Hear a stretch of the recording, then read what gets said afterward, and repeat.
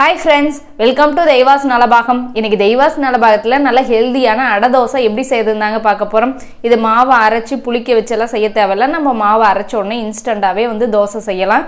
ரொம்ப டேஸ்டா இருக்கும். அதே சமயம் ரொம்ப ஹெல்தியாவும் இருக்கும். வாங்க எப்படி செய்யறதுன்னு பார்க்கலாம். அடை தோசை செய்யறதுக்கு நான் மெஷரிங் கப்பில் 1 கப் அளவுக்கு இட்லி அரிசி எடுத்திருக்கேன். இது ஒரு பாத்திரத்தில் சேர்த்துக்கலாம். நீங்கள் வீட்டில் இருக்கிற கப்பு டம்ளர் ஏதோ ஒன்றில் எல்லா பொருளையும் அளந்து எடுத்துக்கோங்க. இப்போ அதே கப்லேயே 1/4 கப் அளவுக்கு பாசி பயிறு எடுத்துக்கோங்க. அது கூடவே 1/4 கப் அளவுக்கு கடலை பருப்பு சேர்த்துக்கோங்க.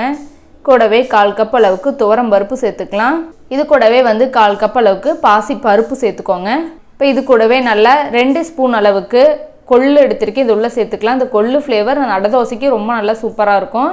இப்போ இந்த மெஷரிங் ஸ்பூன்லேயே நல்லா 3 ஸ்பூன் அளவுக்கு உளுந்து எடுத்திருக்கேன். இது உள்ள சேர்த்துக்கலாம். இப்போ இது எல்லாமே நல்லா தண்ணி ஊற்றிட்டு நல்லா 2லேருந்து 3 டைம் வாஷ் பண்ணிவிட்டு எடுத்துக்கோங்க. நல்லா கழுவி எடுத்து வச்சுருக்கேன். இப்போ தண்ணி ஊற்றிட்டு இதை நல்லா ஊற வச்சுக்கலாம்.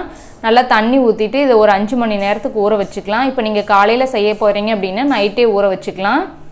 இப்போ இந்த அளவுக்கு நல்லா தண்ணி ஊற்றிட்டு நல்லா ஊறட்டும். இப்போ இதுலேயே மிளகாய் நம்ம ஊற போட்டுடலாம். காரத்துக்கு நான் ஒரு 5 வரமிளகாய் எடுத்திருக்கேன். இப்போ இது ஊறட்டும். இன்னொரு சின்ன பவுலில் 1 டீஸ்பூன் அளவுக்கு சீரகமும் 1 டீஸ்பூன் அளவுக்கு சோம்பும் சேர்த்துட்டு கொஞ்சமாக தண்ணி ஊற்றி இதையும் ஊற வச்சிடலாம். இது மாதிரி ஊற வைக்கும்போது இதோட ஃப்ளேவர் நல்லா இறங்கும். உங்களுக்கு அந்தளவுக்கு நல்லா இந்த ஃப்ளேவர்லாம் வேண்டாம் அப்படின்னா நீங்கள் இன்ஸ்டண்ட்டாக அரைக்கும் போதே சேர்த்து அரைச்சிக்கலாம். ரொம்ப நல்லா சூப்பராக தான் இருக்கும். இப்போ எல்லாம் நல்லா ஊறி வரட்டும். நல்லா தட்டு போட்டுட்டு இதை நல்லா ஒரு 5 மணி நேரத்துக்கு நல்லா ஊற விட்டுறலாம். ஒருவேளை நீங்கள் மிளகாயில் ஊற போட மறந்துட்டிங்கனாலும் ஒன்றும் பிரச்சனை இல்லை. நம்ம அரைக்கும் போது ஃபஸ்ட்டு கொஞ்சம் அதை அரைச்சிட்டு அதுக்கப்புறம் நம்ம சேர்த்து அரைச்சிக்கலாம். இப்போ நல்லா ஒரு 5 மணி நேரத்துக்கு எல்லாம் நல்லா ஊறி வந்திருக்கு.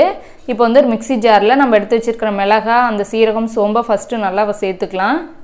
இது கூடவே நல்லா ஒரு 5 பல்லு அளவுக்கு பூண்டு சேர்த்துக்கோங்க.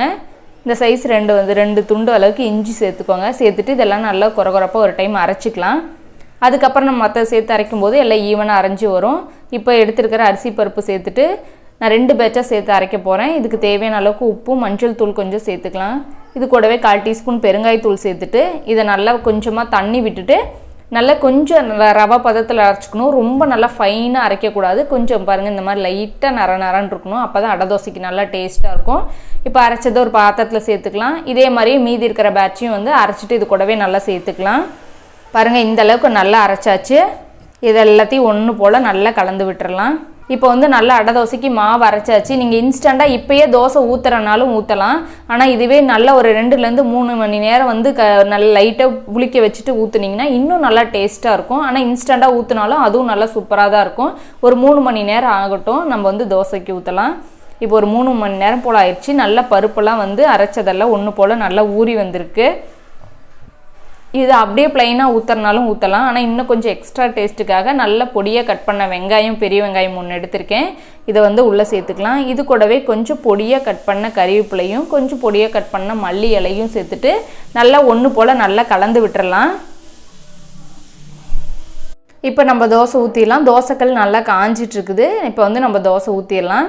இப்போ இது போல் எடுத்து ஊற்றிட்டு இது ரொம்ப நல்லா மெல்லிஸாக ஊற்ற முடியாது. நீங்கள் ஆனியன்லாம் கட் பண்ணி போடாத ஊற்றுற மாதிரி இருந்தால் நீங்கள் மெல்லிஸாக எப்பவும் போல் ஊற்றிக்கலாம். இப்போ ஆனியன்லாம் கட் பண்ணி போட்டனால நம்மளுக்கு இந்தளவுக்கு கொஞ்சம் திக்காக தான் ஊற்ற முடியும். இது போல் தோசை எப்பவும் போல் ஊற்றிட்டு நல்லா நான் ஸ்ப்ரெட் பண்ணி விட்டுக்கலாம். இப்போ மேலே நமக்கு விருப்பப்பட்ட நெய் அப்படின்னா எண்ணெய் சேர்த்துட்டு நல்லா குறைவான தீயில் வச்சு வேக வைங்க. பருப்பெல்லாம் நிறைய சேர்த்துருக்கறனால ஒரு சைடு வெந்ததுக்கப்புறம் திருப்பி போட்டுக்கலாம். உங்களுக்கு நல்லா இன்னும் கிறிஸ்பியாக வேணும் அப்படின்னா இன்னும் கொஞ்சம் நேரம் நல்லா லோ ஃப்ளேம்லேயே வச்சு இன்னும் கொஞ்சம் நேரம் வேக வச்சுக்கலாம். அவ்வளோதாங்க, நம்ம சூப்பரான அடை தோசை ரெடி ஆயிடுச்சு. இது சிம்பிளாக இது கூட தேங்காய் சட்னி வச்சு சாப்பிட்டாவே ரொம்ப சூப்பராக இருக்கும். நீங்களும் இந்த ரெசிபியை கண்டிப்பாக ட்ரை பண்ணி பாருங்கள். உங்களுக்கு பிடிச்சிருந்துச்சுன்னா லைக் பண்ணுங்கள், ஷேர் பண்ணுங்கள். நம்ம தெய்வாஸ் நலபாகம் சேனலுக்கு சப்ஸ்கிரைப் பண்ணிக்கோங்க.